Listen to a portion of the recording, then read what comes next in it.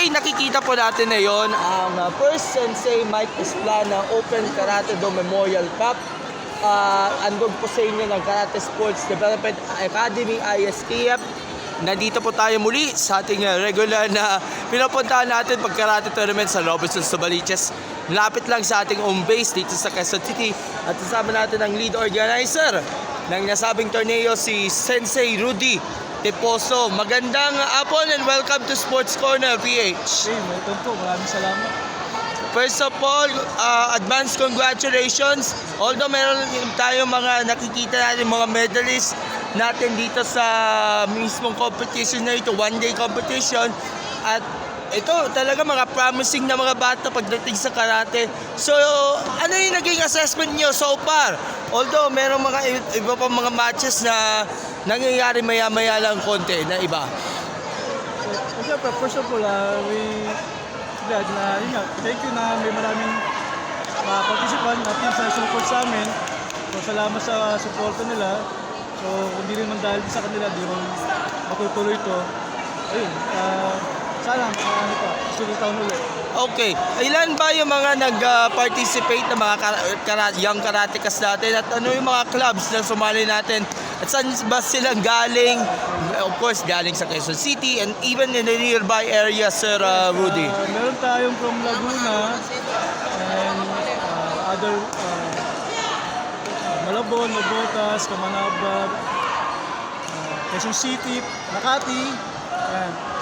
Then, may total tayong 19 clubs na nag-participate.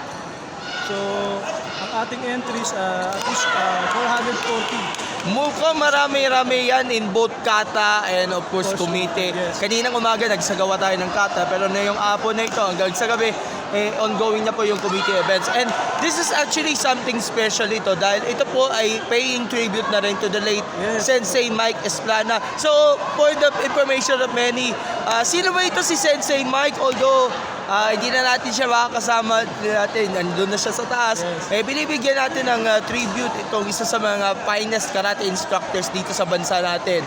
Yes, actually, siya yung dahilan kaya namin sinagawa itong ganitong klase ng competition bilang pagkilala at pag-alaala na rin sa kanya. Actually, sana dapat next week to, eksakto sana sa kanyang kaarawan. So, medyo na-adjust lang. So, talagang sakto sana.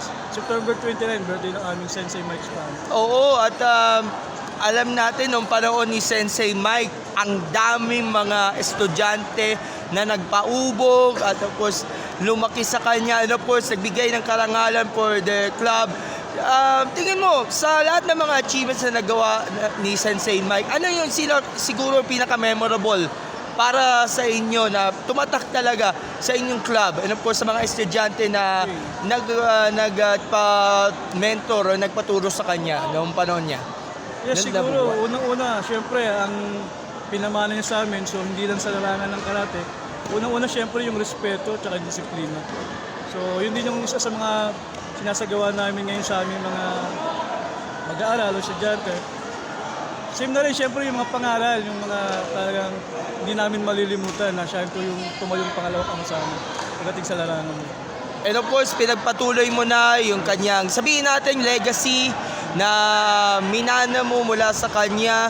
And although hindi natin siya nakasama dahil andun na po siya sa itaas, kasama si Lord, at least very proud talaga siya sa mga nagawa ng ating mga karateka sa your club, yung Karate Sports Development Academy, ISTF. And also, we have to thank also the parents who showed up pagdating sa competition and the coaches mula sa iba't ibang clubs na nagpakita ka ng support at encouragement dito sa mga bata. Ano masasabi nyo? Yes, syempre, una-una, syempre support. Thankful talaga kami especially sa parents, sa suporta, tsaka sa mga instructors nila. Siyempre, noong panahon namin, bihira yung suporta talaga ng magulang. Actually, ayaw na ayaw pa nga kami pagkaratiin at that time. Kasi medyo physical. So as of now, medyo nag-improve na ako. Dating karate, ginawang karate doon, naging sports talaga.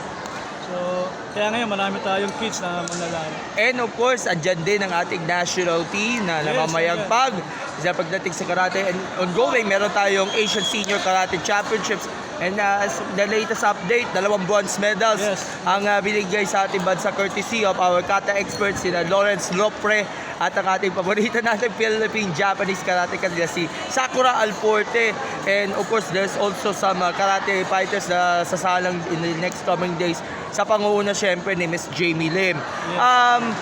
Siguro magbigay kayo ng konting details about dito sa Karate Sports Development Academy, ISKF. Saan ba ito mga clinics na yun na sinasagawa? And ano ba yung mga competitions na nakaline up for the coming days para dito sa team natin? Yes, actually, we from Nabotas, actually. So nabotas pala. Nabotas pa kami. So, meron kaming branch from Bulacan and Manila as of now. And then, yun nga, we member din kami ng ating ISKF, so International Karate Federation. And pre-training kami sa Caloocan, Manila, Valenzuela, Bulacan, saka dyan siya siyempre sa Nabotas. And yung mga competitions na nakaline up after nitong Sensei Bike Cup, ano ba mga aasa natin mga competitions para sa club After natin? this, meron kaming next coming event sa October 6, doon din sa Laguna, sa UP Los Baños naman gaganapin. So baka mag-participate din kami doon. So again, congratulations and good luck sa lahat ng mga participants. Sa mga, alam ko, abutin na ito ng gabi sa dami nila. 400 participants na dito sa competition. At ina-expect natin na mas liliyab pa ang action dito sa competition. Imbitahin nyo sila sa ating ongoing na Sensei Bike Esplada Karate Do Cup. And of course, magpasalamat ka lang sa mga taga-suporta na rin. And of course, sa mga na-involved dito sa project na ito. Please go ahead, Sensei. Yes, unang-una syempre, nagpapasalamat kami sa ating venue, sa Robinson's Place Novaliches. So, sa pagbibigay nila, pagpahig nila, nagalapin natin dito yung ating competition. And then, syempre din nga, sa mga parents, coaches, at sa ating mga kasama, nakatuwang na tagang nasikap para mapatuloy itong sports natin. And of course, kasama niyo kami dyan, Sports Corner, dahil kami lang ang media dito sa ating competition. At kapag may sinasagawa natin mga coverages sa karate, lagi tayo pumupunta dito sa Robinson's Novaliches. Like for example, yung competition ni Sensei Jude Cavite. At sumali ka rin din sa yung sa competition ni Sensei Jude, no? Yes, nandito rin kami. Oo, nakakatuwa na itong karate community natin, malaki, bumubunga at napakalakas na yon sa dami pa naman ng mga competitors natin at sa dami ng mga medalists natin. Sensei Rudy, alam ko may awarding pa kayo. So thank you so much and God bless you. Thank you so much. Thank you po. Thank you. Okay, selfie muna tayo.